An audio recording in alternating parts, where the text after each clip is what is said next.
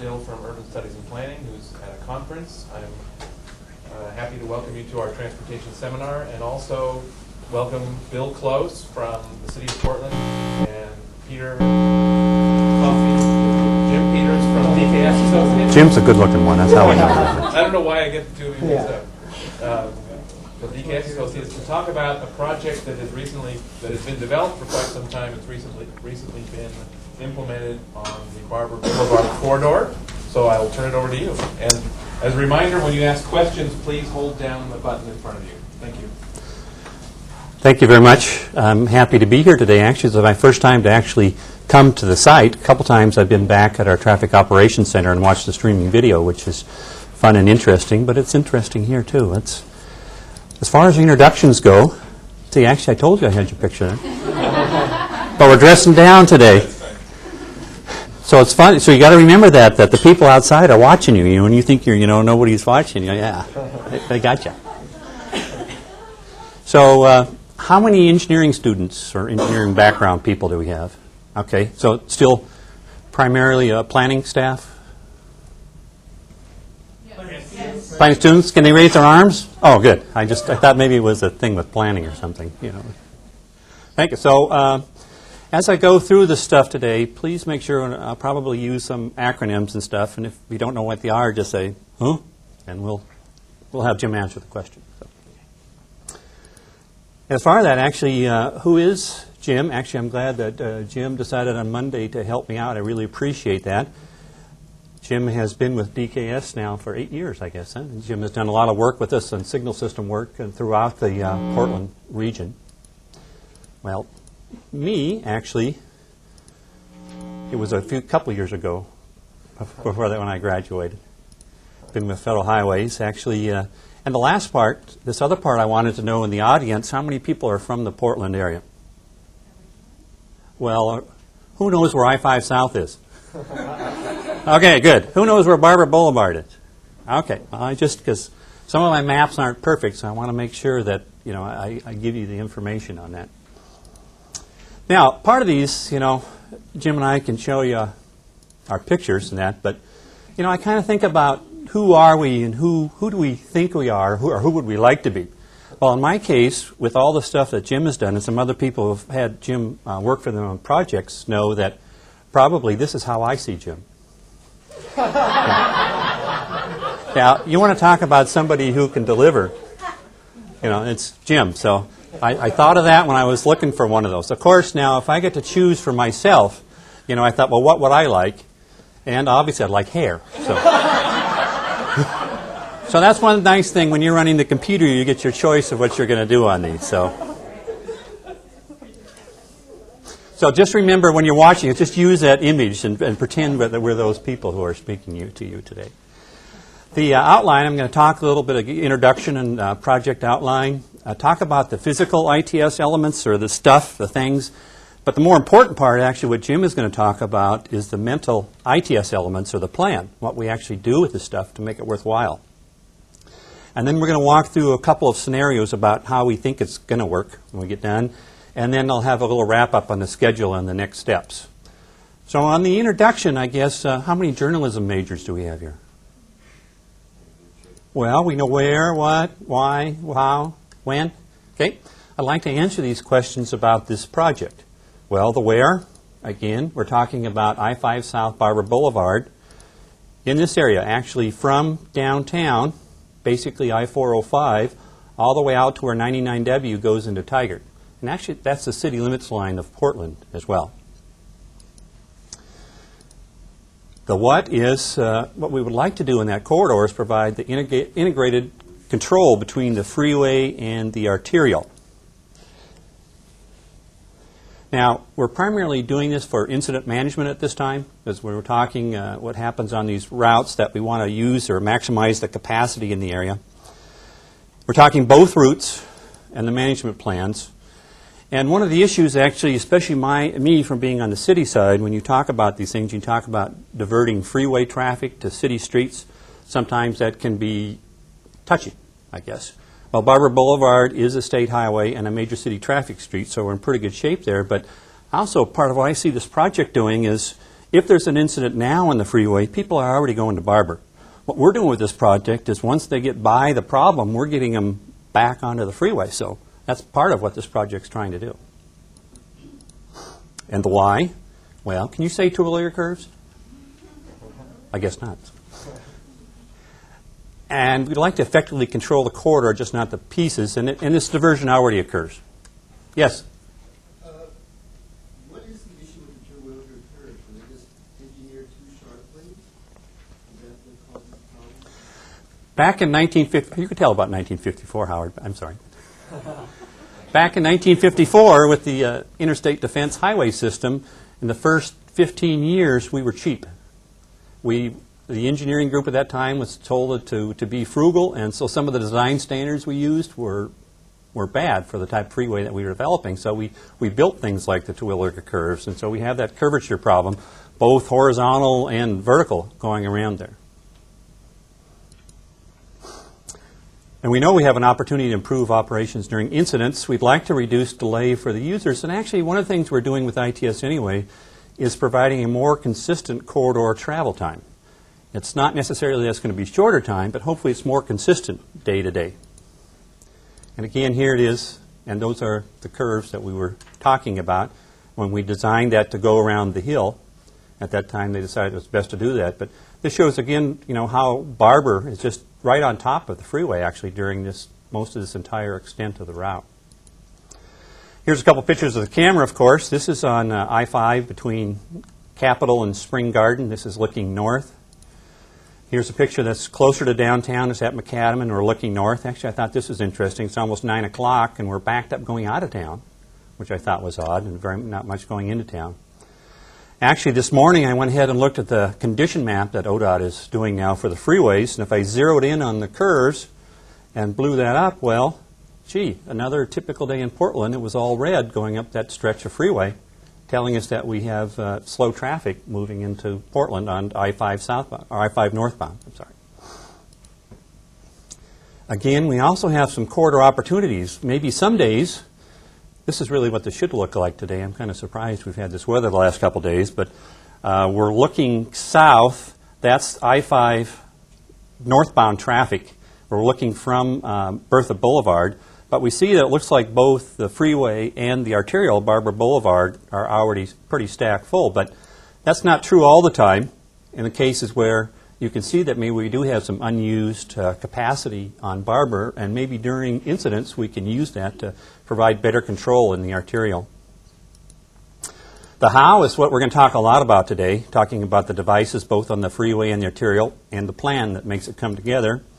And the when is also what I'll talk about, the fact that we're nearly done. Actually, Rob, we haven't quite got it operational yet. Not all of our arterial signs are up yet. But we're hoping to be underway by the end of this calendar year. I want to move on to the physical elements, or the stuff.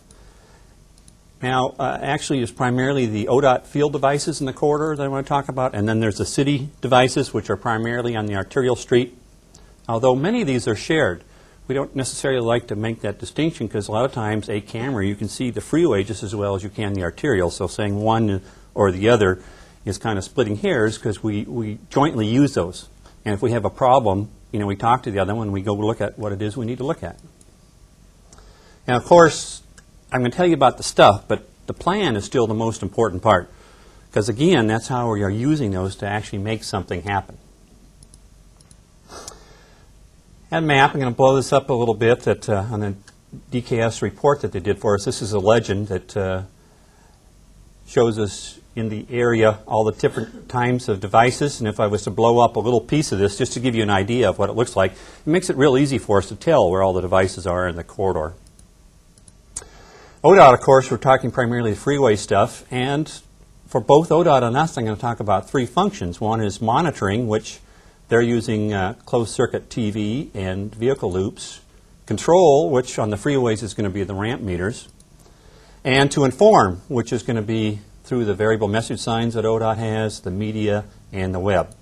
Let's talk about the monitoring part.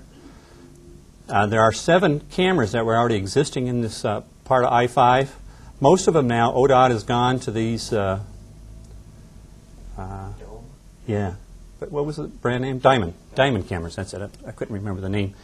Actually, we started with the Burls, and they had a lot of these units, but ODOT replaced a lot of their diamonds, or Burls, with the diamonds, which really swiveled really fast, give you a lot of vision, and they gave the Burls to their poor stepchild, the city, so these are the ones we're putting back up on the arterial street. They work, it's just that they take a little more time to turn it. But you know, free is a very good price. And loop stations, actually these are primarily at the ramp meters. Again, I mean, you've typically seen the loops in the pavement, and when you see the ramp meter, you will also see loops in the main line. They had to add one more loop station for southbound traffic, you know, so there's very few southbound on-ramps. So actually, on the opposite side of a northbound on-ramp, they went ahead and put detection on the southbound through lanes as well. Control, again, ramp meters, and as I said, we only have one southbound ramp meter and 7 northbound meters.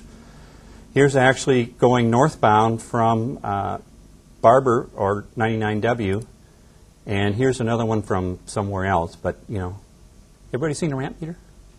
Everybody like ramp meters? Good, good. You've been to Minnesota then, I guess, huh? User information would be their 4 variable message signs. This is actually one from North Portland, but I think this one, isn't this the new one they put up? This is as we're going southbound and as you're climbing just before you get to the two-wheeler exit. This was the newest sign that they've installed there. They also use the media through the Traffic Management Operations Center. They send out pages when there was any incidents to the media. Media actually broadcasts from there. I think it was channel 8. Yeah, Diaz does live stuff, so that's channel 8. Yeah. And now, if you're on cable, actually, if you look on channel 14 in the morning, you can actually see the condition maps and stuff. So it's interesting. And also, tripcheck.com, that's another excellent source of information that they use here. Again, here's just the sample condition map, but I wanted to talk a little bit about TripCheck. And a TripCheck is very easy to get to the cameras in the region. Here is just some of the views that you would get as you look down the corridor going south to north. I have to apologize. I just took these yesterday afternoon because I hadn't taken them yet. And I missed the sunshine. But you can do that anytime. Go to TripCheck and go to the cameras and check them, and you can check all the passes and that. Yes? How often do they update? Every couple minutes. Yeah, I'm not sure on the refresh rate. I think that it typically was every couple minutes. Yeah, I would have to ask the folks at ODOT at that. I'm sorry, I don't know that. Now, if we move into the city field devices, again, this is going to be stuff primarily on the arterial, on Barbur Boulevard, and the same 3 functions to monitor, and we have closed-circuit TV and vehicle loops. Control, now for us, is going to be the traffic signals on the arterial street, and to inform, we're actually putting out some variable message / changeable message signs, CMSs, which have a couple of fixed messages in them that I'll show you in a minute. The monitoring, actually, we are adding 4 new cameras so that we can see Barbur better. We have 5 count loop stations on that stretch of Barbur so that we can get volume and occupancy information, and I forgot to get rid of that. How many are engineers here, right? What's wrong with this picture with Portland? You should know this, Howard. With you, Howard. Is it? Yeah, it is. It's not a 170 cabinet. It's a Neiman cabinet. Bye. I'm shocked, Howard. So we have the 12 signals in the route, and actually we had been maintaining 9 of them already. We're going to take over 2 more. But ODOT will still maintain that one that's just on the south end of the freeway because it's really tied into the rest of that system in a Tigert, and I sure as hell don't want it. The user information, we're installing 2 arterial VMS and 6 of these fixed message CMS. Here's the arterial variable message sign, which Willie ordered, but you know, when he showed me this picture, I said, Willie, I don't think Morse code is in vogue anymore. You know, I think we might have a problem with some of the people here. And he says, well, Bill, don't worry. Let me just go ahead and I'll flip this button in here and voila! We have the use alternate route, which I'm not sure what that really means either. I guess that's, we don't know what the hell they're supposed to do. We put up that message. It's better than good luck, I guess. Yeah.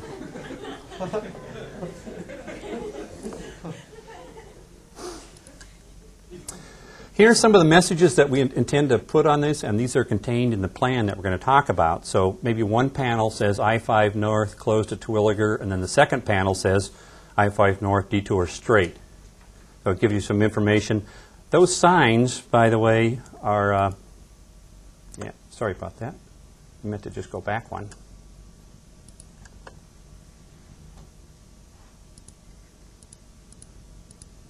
This sign this is 8 foot by 4 foot, by the way, just for scale. I was hoping that we would have had one on the street so that you could have seen that, and actually I think one of your pictures you've superimposed it to see what it would look like, because putting a variable message sign on the arterial environment is a lot different than putting it overhead on the freeway. So again, this would be the flipping of these two messages. Now the fixed message signs, here it is superimposed on the other one, and these are just the 4x4 messages. And if we look at what we're trying to do, that it may have just a couple of these separate messages and only one. So maybe it says I-5 North and has the arrows up, or it has, next right or the arrows to the right. And where we want to use these, if you look at the route and you're driving out Barbur Boulevard and get back on the freeway, well, we don't want to get them on the freeway before they get past the incident. Actually, that was one of the times that happened. I got interested in this about 5 years ago. I happened to be home and I heard 4th of July weekend. It was the Sunday after the 4th of July weekend. And I heard that there was a crash in I-5 northbound, just north of Capitol. And I says, gee, we've just done this stuff with our signal system. We have an incident plan I can bring in on the street out there. So I went down to my home computer, dialed the system, put that plan in effect, and then I only live about 3 miles from that site. So I thought I'll just go out there and see how well it works, because, boy, this ought to be slick.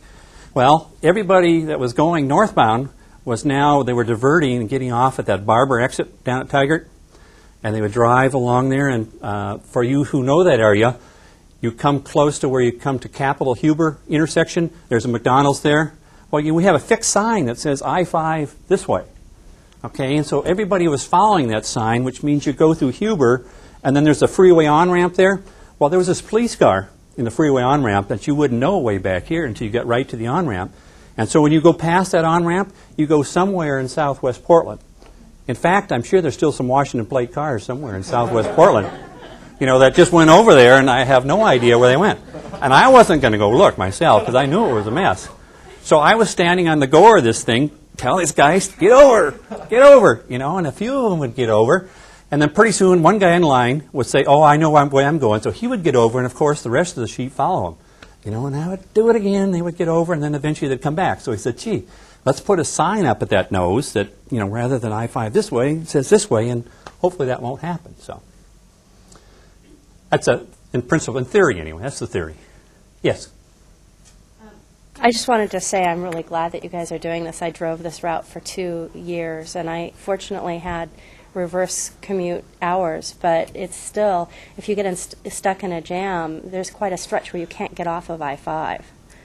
Yeah, you're on especially it. You're either on it or you're not. Especially that southbound. Yeah.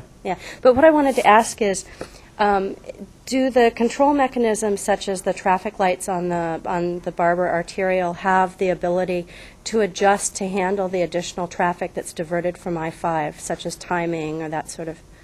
Actually, and we'll get in a little bit in Jim's presentation. We actually have to call in a separate plan. So it's not traffic responsive. Actually, the operator needs to say, oh, instead of running plan 3 now, run plan 13. But that'll be part of, we would talk about working together through the TMOC or traffic signal operators. When something happens, then we would do that. We'd analyze what the situation is, because right now we kind of want to see what's happening to determine which plan we want to use. DKS has developed a number of plans for us, and depending upon where the incident is and what happens, we're going to decide which one we want to use. So we didn't really necessarily want to be traffic responsive. Maybe traffic adaptive someday, right, Howard? Howard Long is from City of Vancouver. Actually, they're doing a test of traffic adaptive system, which would be nice in the future, because maybe indeed that could be the promise. But we're still in the testing stage. Yeah. We are testing actually. So these are the fixed message signs. And I want to just emphasize, of course, that we're sharing these devices. We share all the cameras. Actually, the signs themselves are going to be controlled through the ODOT freeway software. We don't have our own separate one. All that's controlled through the ODOT software, which we have access to, though. The traffic signals are shared. And I guess one of the other main things, I didn't make it as much in this talk as I do most of them, these are people things. And we need to use the terms, and we do, like ours, we, together, share, united. It sounds basic, but not mine, yours, turf, hands off. Yeah. But it's really, to make this work, it's going to be a people thing. And we have to trust each other. When we start talking about the signal plan stuff, we're talking about allowing the folks at the ODOT's Traffic Management Center to go ahead and change the timing plans in our signals. They're there 24/7. We're not. There's a problem. We've talked about how they're going to handle it, and they make it work. And we trust that they will. Yes? Question. Typically cities are a little more progressive than state DOTs. Are you having any problems with that as far as new technology or any changes that may impact them? Actually, I can't be more pleased with the ODOT staff that we have here in Region 1, and actually the state traffic engineer, too. They're very progressive. When Dennis came, it was floundering a little bit, but Dennis Mitchell, who's now the Region 1 traffic engineer, and Bill Sizz, the Region 1 traffic manager, they made the center come together. They got it staffed. They're getting devices on most of the routes. And we've always used these terms, the green terms, not the red terms, the green terms. And it's just the way we feel. We've talked about this ITS being our system. We talk about ramp metering. Ramp metering can be real confrontational about, well, gee, Dennis, don't back him up on arterial, and he's very sensitive to that. They watch for that, So we're trying to watch out for each other and think about operating this as a system. So how would we operate our system together? And that's the way it works. And I think I'd say they're very progressive. What would you say, Howard? I guess because he comes to we have monthly meetings of our transport group, which is traffic management agencies in the region, including City of Vancouver, WashDOT, and that sort of thing. So I'm just very grateful to have them. Now, of course, the hub of this is the ODOT's Traffic Management Operations Center, which they're over downtown by the Steel Bridge, just on the west end of the Steel Bridge. That's the old gas company building. This is on the first floor. And all this stuff is coming back into here. And, of course, this is, when something happens, this is what you'll have. The operators are there. They're taking the messages. They're dispatching the Comet. Everybody familiar with Comet, the courtesy patrol? And that sort of thing. So this is really the hub of where this is going to happen. We're not talking about that today. We're primarily talking the field stuff. But, it's going to happen back at the hub. Now, as far as the mental elements or the plan, we're going to switch.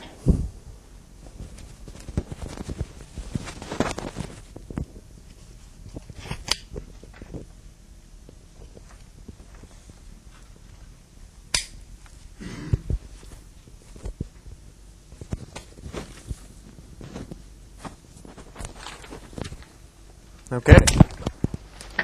Not quite.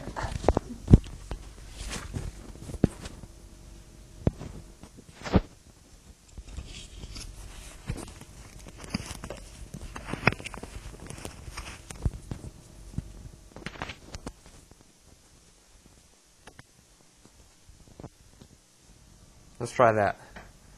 Okay. Thanks, Bill.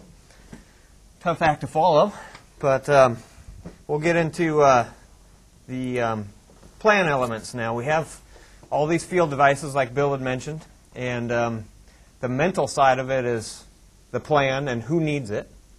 I'll talk a little bit about what the plan does and does not include, how we organize the plan, and some of the key issues that we addressed through the process with ODOT and Portland working closely together. Things like roles and responsibilities between the agencies and when you actually use the plan. So who needs a plan? And first, like Bill said, we work really well here in the region, and Bill thinks of me as Superman apparently. Well, I think of Bill as the king. Or maybe Imperial Margarine Man, I don't know which. But he's a great leader. He's doing super things for Portland, and they're lucky to have him.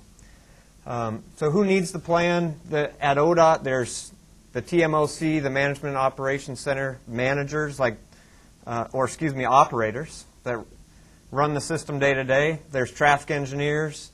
There's signal managers. At the City of Portland, we have signal managers like Willie Rotiche. And then finally, if we all croak tomorrow, somebody's going to need to step in and know what we intended to do with these devices and keep the plan going.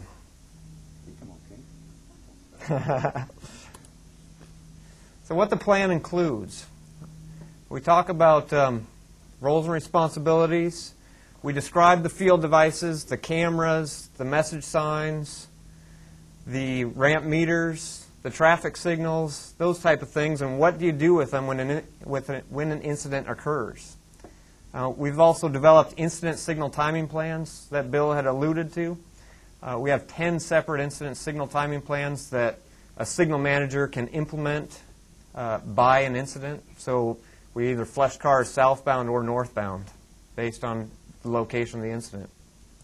And then we came up with some recommendations for future system enhancements. Just as we were going through the plan, we were thinking things like it would be nice to have another dynamic message sign or variable message sign at these locations, that sort of thing. What the plan does not include, ODOT already had a standard operations and procedures manual for their operations center.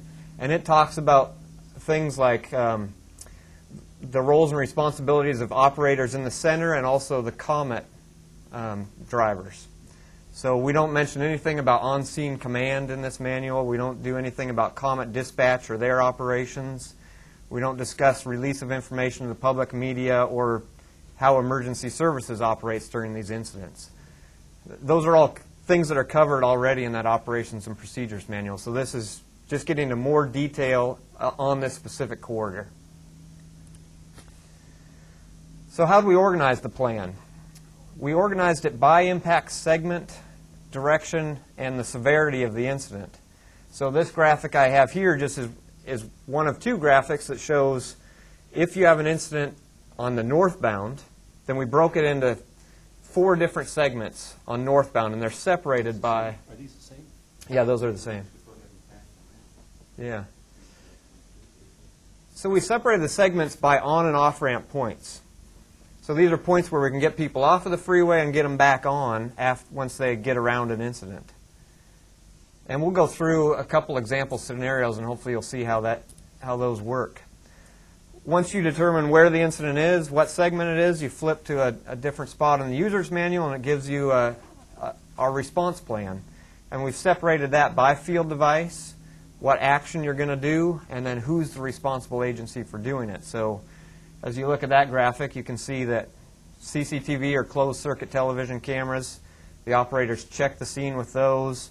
We've shown some messages that we would display during an incident of this nature and so forth. And this is actually a much larger page. I broke it down and blew it up, but we also include the arterial changeable message signs, ramp meters, and then down at the bottom, traffic signals, and it tells the signal managers like Willie at the City of Portland what plan out of these 10 plans that we developed, which one should you go and look at first to turn on the street based on this incident. So down at the bottom it says Activate Incident Signal Timing Plan 10, and then he goes to another spreadsheet that gives much more detail about the purpose of Plan 10. And we'll try and cover that in the example scenarios.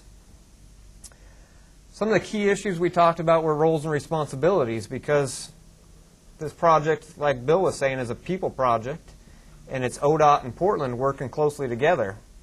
So we needed to define by field device who's going to be the primary agency responsible for turning on the messages on the VMS signs or implementing the coordinated signal timings, that sort of stuff. And it went beyond just operating these devices. Who's going to be responsible for maintaining them? And then who's the primary owning agency of these devices? There's also a contact list in the document that the TMOC operators will be able to use. And it just, by device, it tells them, like for instance, traffic signals, who do you contact if there's an incident at the City of Portland to have them implement a signal timing plan.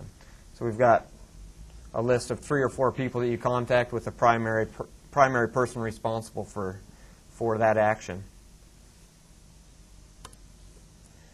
This is just an example from the report. We put together a roles and responsibility matrix. We separated it by field device, who owns it, who maintains it, who has primary control of the device, and do we share that device with the other agencies. So like the cameras, City of Portland owns the ones on Barbur Boulevard and they maintain them. They have primary control of those cameras, but ODOT can view the images and control them as well. And then they both share the video from those cameras. So that's one example. So when do you actually activate this system? Well, the closed-circuit television cameras and the variable message signs on I-5, the ODOT TMOC operators use with every incident. They're constantly monitoring the cameras, and if there's a blockage of one lane or a car on the shoulder, they might turn on a message on their sign. So the question really becomes, when do we implement the alternative route plans on Barbur Boulevard? So we came up with some criteria for when we would implement these, and the primary ones were number of lanes blocked. If there's 2 or more lanes blocked in one direction, then consider implementing your alternative signal timing plans, turning on variable message signs and changeable message signs on Barbur Boulevard.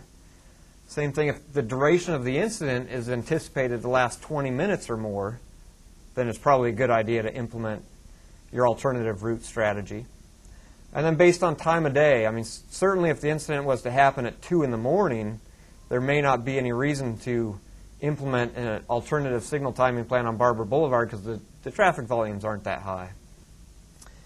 And then finally, volume of traffic. We have, as Bill described, we have loop detectors on I-5 and Barbur Boulevard that are counting vehicles. And so we have historical data from those loops, and you could use those to compare against what average volumes are on Barbur and decide if you need to implement your alternative signal timing plan to flush more cars one direction. Activating the incident timing plans. I already said that we had 10 separate incident timing plans created. We created 5 for southbound and 5 for northbound. 2 of those 10 plans are balanced plans. So for instance, if you had a I-5 blocks northbound in the PM peak, where southbound volumes are the heaviest, we came up with a plan that balanced the progression on Barbur Boulevard, so we still give a good progression to southbound vehicles heading out of town in the PM, but we're also trying to help people northbound who may have diverted to Barbur Boulevard. We created these timing plans based on the location of the incident, the direction of the incident, whether it was northbound or southbound, and then time of day, because the volumes obviously change by time of day. It's heavy northbound in the morning and heavy southbound in the PM. And then location of the incident, we, like Bill was saying, we're trying to get people around the incident and then back on the freeway. So if the incident, well, we'll talk about in example scenarios exactly how those work, but when we initially, yeah, go ahead, question? What about severity of the incident as a variable? It certainly is, and I think that relates to the duration. I mean, if it's, and really the number of lanes blocked. If it's a severe accident, it probably blocks the entire freeway, and it's going to be blocked for several hours. So certainly that's a key portion. Yeah? Did you develop the planning for these measures? There's actually a separate study going on. SAIC, I think, is doing it. Some of you may, actually I know some of you in the room are involved. They are doing a before study actually right now, before the time all this stuff is deployed. And they've been sending out emails actually after an incident. Right, Renee? Yeah. So they're doing a before and after study of this. So it is happening. The last bullet there, when we initially started the plan, we were hoping that these incident signal timing plans at the traffic signals could be turned on or off by the operators in the Management Operations Center. As we developed them, we realized that they're more complex than what the operators, well, they can't just go and tell it to go to Plan 10. There's some more details that have to happen by individual traffic signals, so we determined that a signal manager really needs to be responsible for that, and that's why we provided the contact list and phone number so they can call a signal manager when there's an incident and he can implement the plans, he or she. There's the call-out list. Yeah, we wanted to make it small so they couldn't read the numbers. Yeah.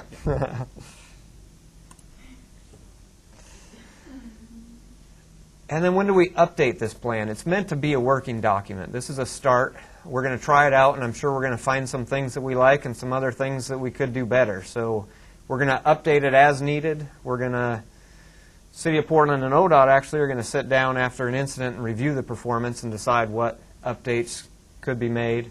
And then a minimum of once a year it should be looked at and updated. So we talked about a lot of issues during the plan development, but there's still some that came up that we didn't have an answer to. The signal timing plans by the operator, we still want the operator at the TMOC eventually to be able to just activate the plan. So someday, hopefully, that'll be the case. We identified some locations for additional electronic signs, and here's a good example of the which way do I go? I superimposed this variable message sign here. This is Broadway southbound, right before you get onto I-5 or Barbur Boulevard. You have that decision point there. We don't have a dynamic message sign there. That was one of the locations that we identified that would be a good location in the future maybe to have a sign, and you'd put a different message on it, I'm sure, than use alternate route. But that's some of the things we came up with. And then there's a couple locations where there's some geometric configuration constraints that we're still kicking around and maybe trying to come up with alternatives to. I-5 northbound off-ramp at 60th is one where it's one lane off the freeway, and eventually we'd like it to go concurrently with Barbur Boulevard. They'd both get green together, but right now that's not the case. So that's all for me. I'll turn it back to Bill.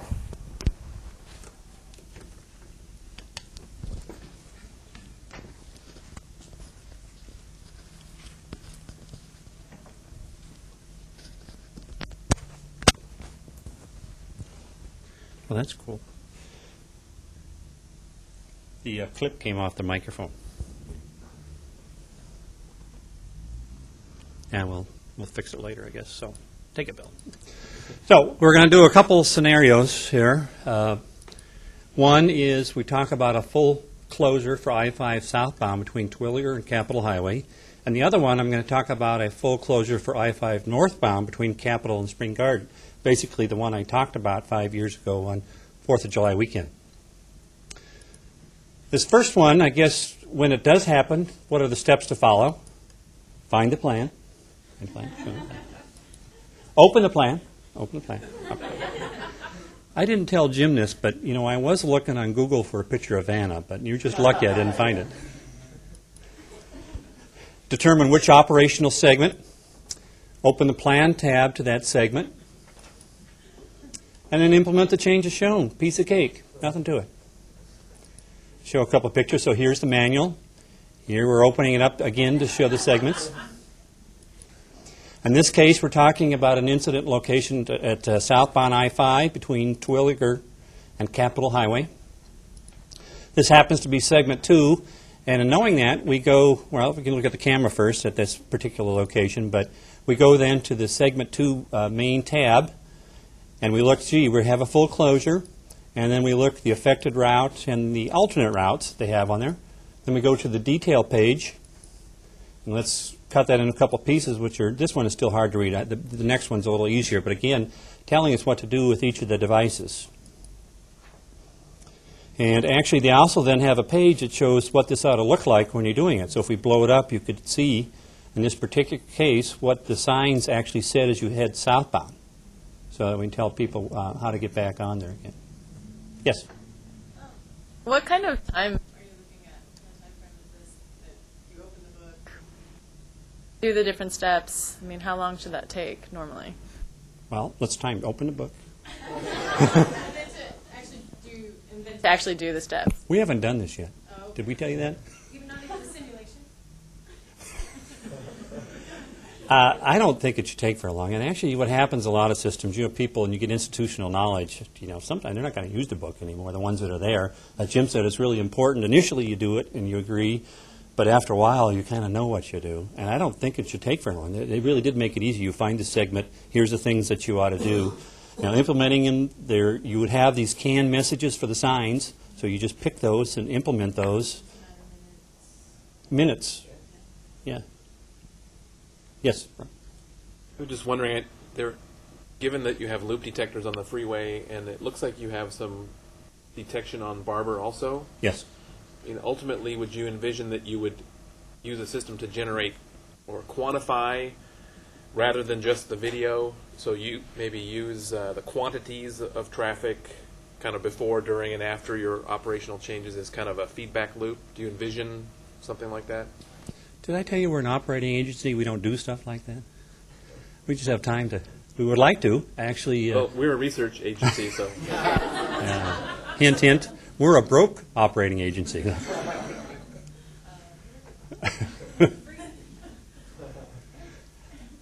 So this is part of, we haven't talked about, we're counting on the SAIC study to do a lot of that survey part, but yes, we will have a lot of data, and actually we have been logging some of the detector data on Barbur, and we'll give it to SAIC.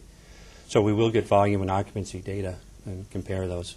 One of the things that happens, though, it's hard to always, what would it have been without the incident?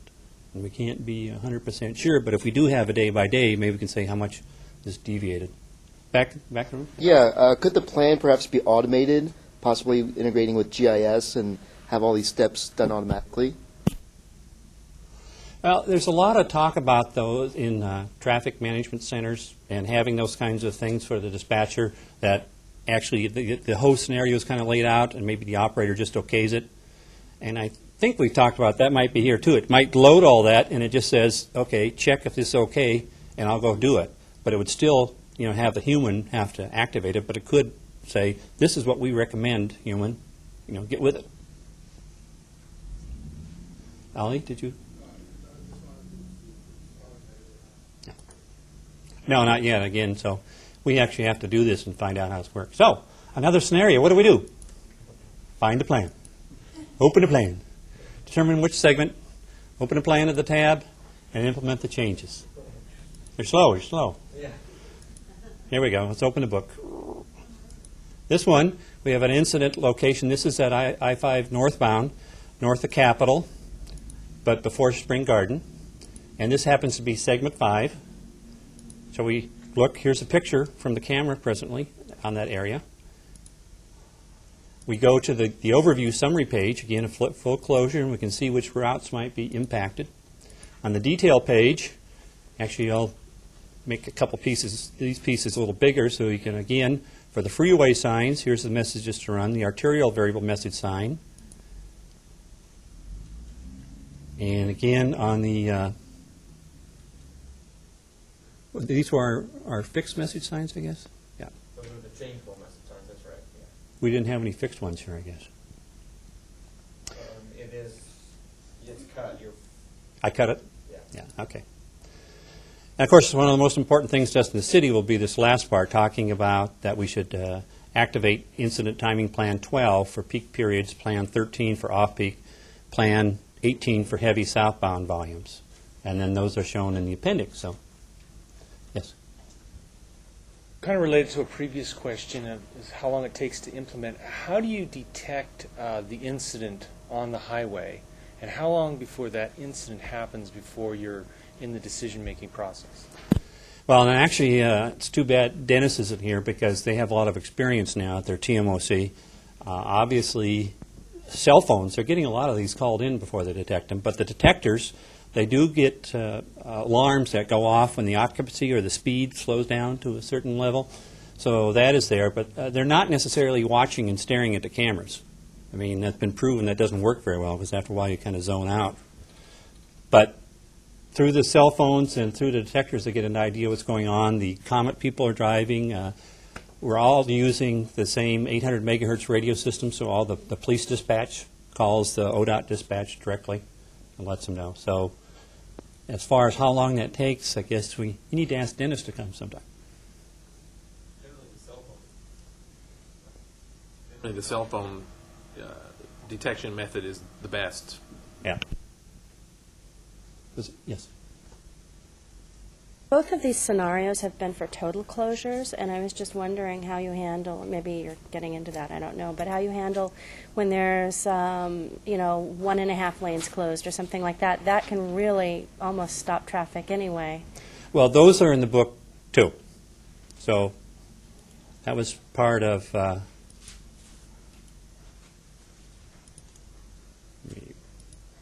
when I was talking on this summary page.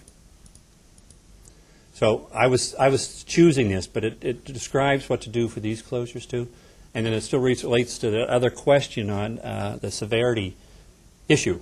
And it's going to be up to the operator to determine, well, has that 1 or 1.5 lane really meant the total closure, and we got to do the plan or not? So we're still trying to figure this out. So I guess my question is, the plan is either all or nothing at all? No. Like, how do you divert some of the people but not all of the people? Well, some of these particularly mean if there's only a 1 or 2 lane closure, that ODOT probably wouldn't put on their variable message sign to use Barbur. If it's a total closure, they would. They would say use Barbur, but not for the 1 or 2 lane. That's what we've talked about initially. That's probably one of about the major differences. All. That's right. Otherwise, the response plans are really pretty similar. The timing plans that the city would implement on Barbur Boulevards would be very similar, whether it's a 1 or 2 lane or full closure.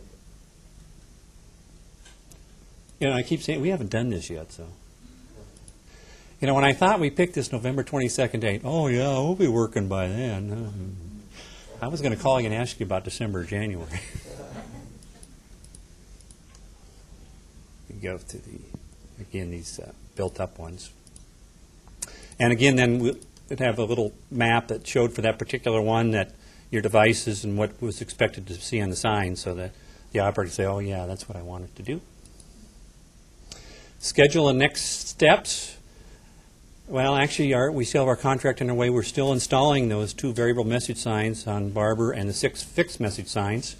We have the CCTV's not in yet either, so DKS has. Have you finished that book? Which one? The one you just handed out. Yes. Okay. Yeah. No, it is done. I'm sorry. They did a great job on that. They were ahead of us. And we're hoping to still be operational by the end of the month. Our next steps are, well, let's try it.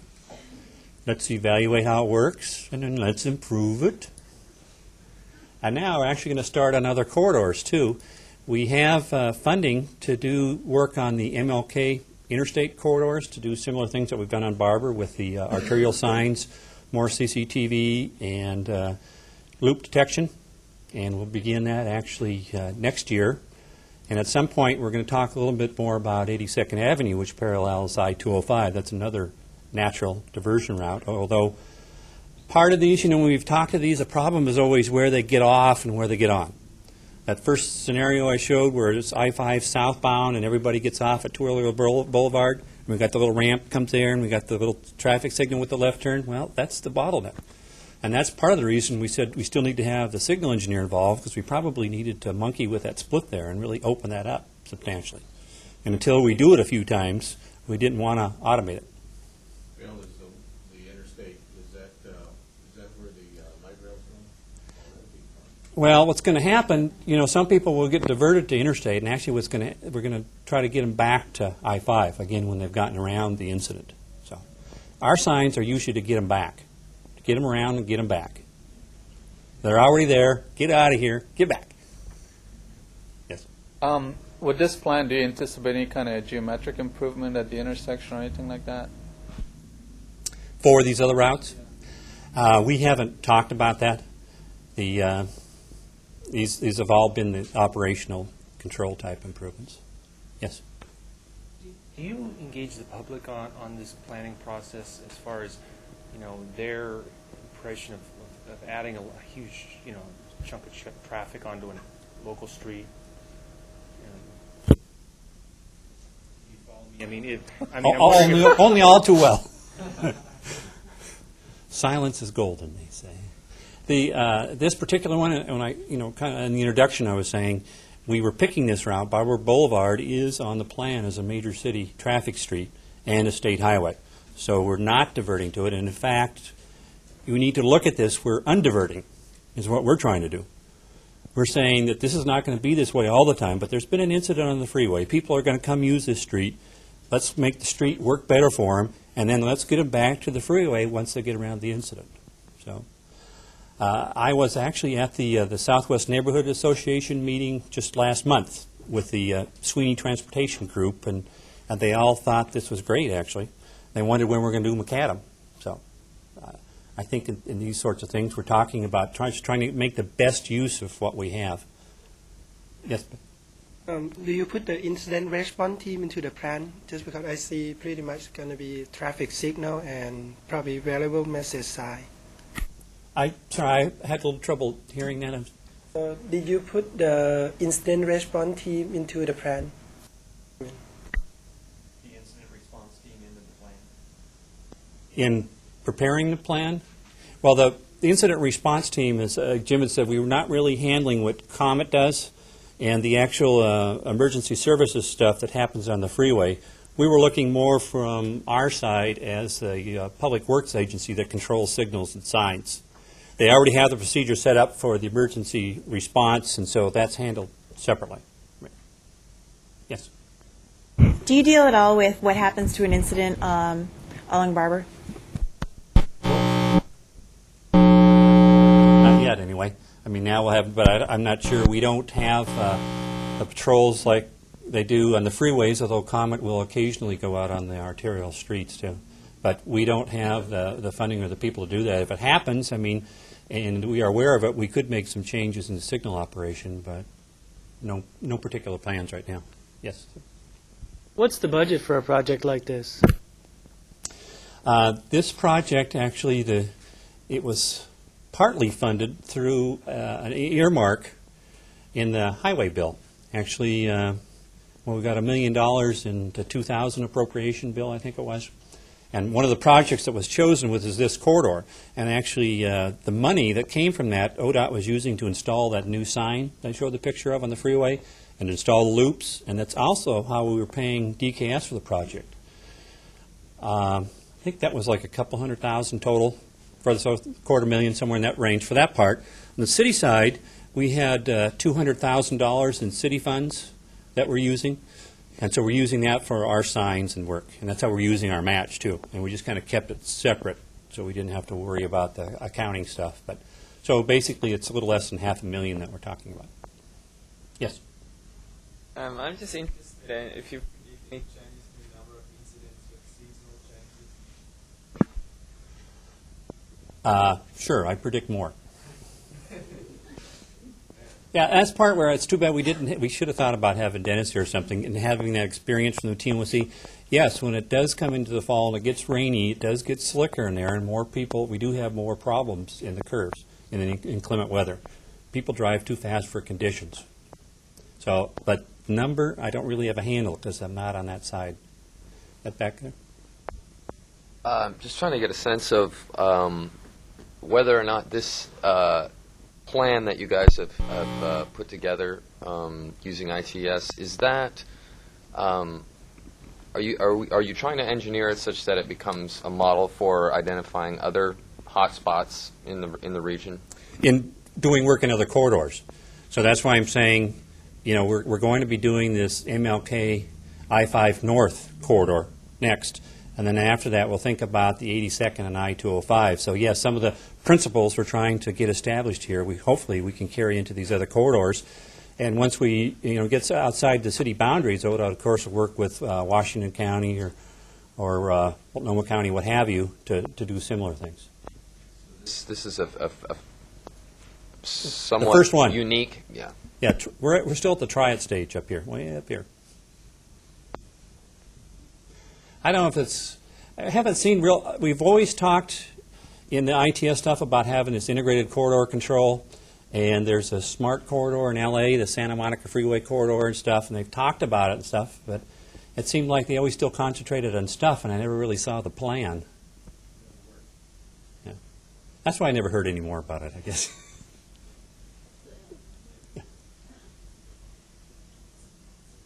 During incident-free times when there's just regular flow on the freeway, what is the policy? Are you trying to keep... To wake everybody up, yes. We play Reveille, and it gets them going. Are you trying to keep people, encourage people through the signal timing on Barbur to stay on the freeway, or what are you trying to do? Encourage people to be on the freeway? People most of the should time? still be using the freeway. What's the planning thing? We got the hierarchical of the routes. We have the freeways, we have the arterials, we have the collectors, and we have the local streets. The freeway is still the major traffic carrying thing that we have, and that's why we use the ramp meters, and hopefully we can keep the flow down to a level where it still moves and you get better travel times on the freeway. So I'm not trying to make an extra conduit for traffic in the corridor. I'm just saying I know they're going to come, and we'll try to do something when that happens, but this is not an alternate to using I-5 to get from Tigert to downtown Portland. It's only an alternate when there's a problem on that route. Yes? Was it considered to using some type of metering to meter them off the freeway so that you don't lock up the arterial, in this case Barbur, so that if you're going to store them on the freeway as opposed to on the arterial? Well, actually, we end up metering them anyway. In this case, I talked about I-5 southbound, just south of Terwilliger. We're not going to get that many people through the left turn. That, in fact, does meter them.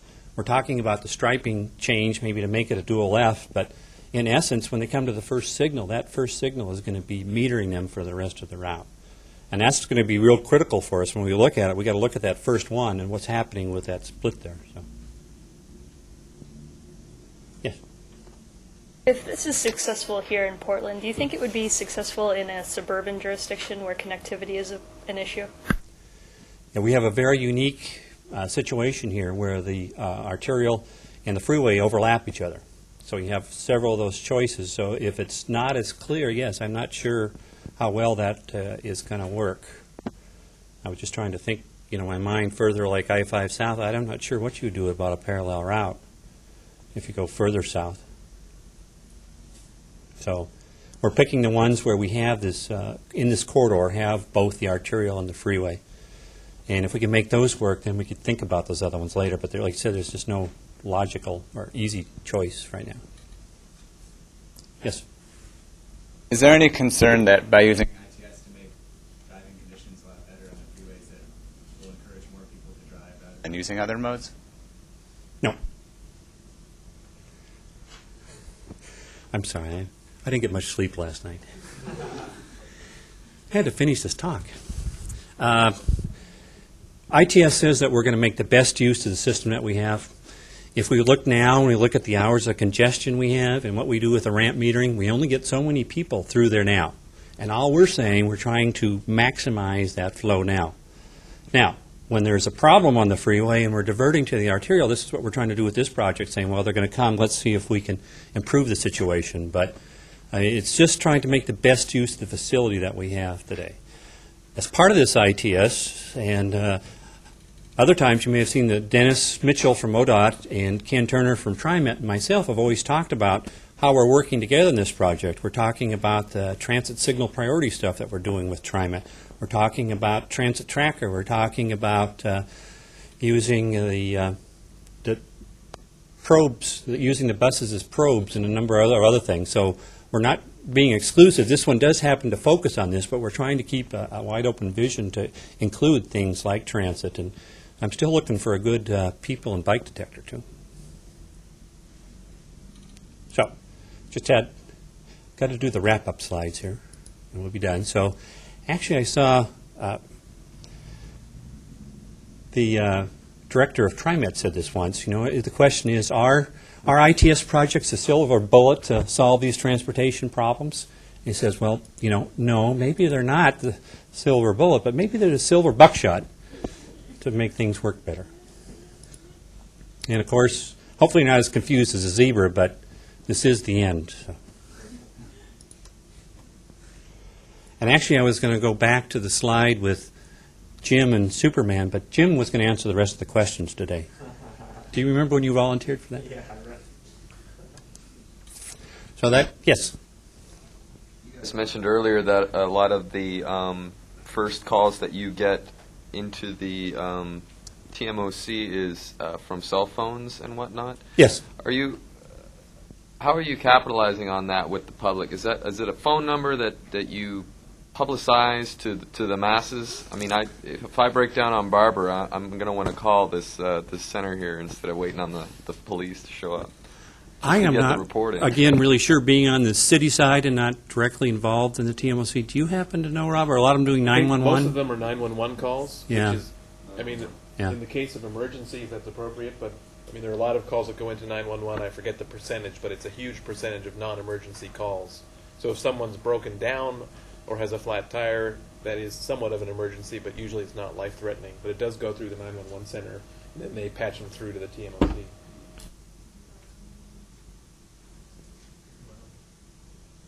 We do have the 511 traveler information system coming up, but I'm not sure if states will try to use that for receiving information about incidents or not. Yeah, I thought that was just for disseminating the information. Yes. Have you considered getting a number and posting it on the road so people can call someplace besides 911?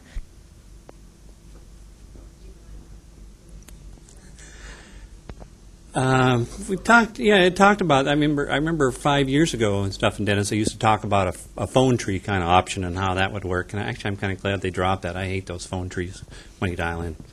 If this is an emergency, hang up and come on. I thought ODOT did have some on there at one time. Is the number not posted on the back of the Comet truck? I mean, isn't there a big number on that truck?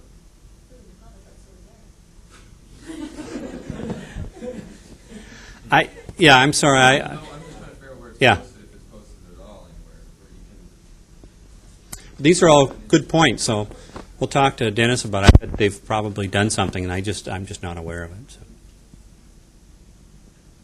Any other questions? So hopefully maybe we can come back sometime with real stuff and not just proposed stuff.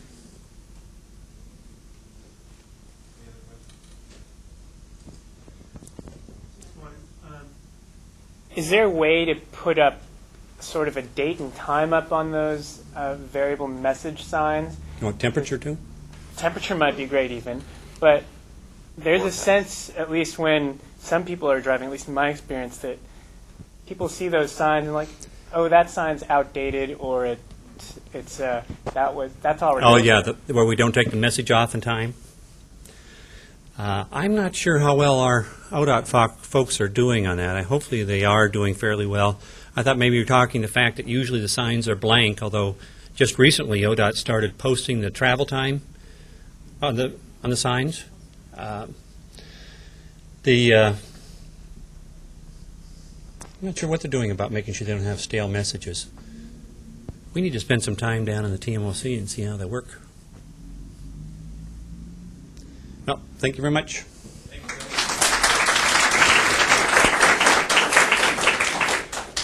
So in 2 weeks, we have Joe Walsh from TriMet talking about commuter rail, and next week, happy Thanksgiving.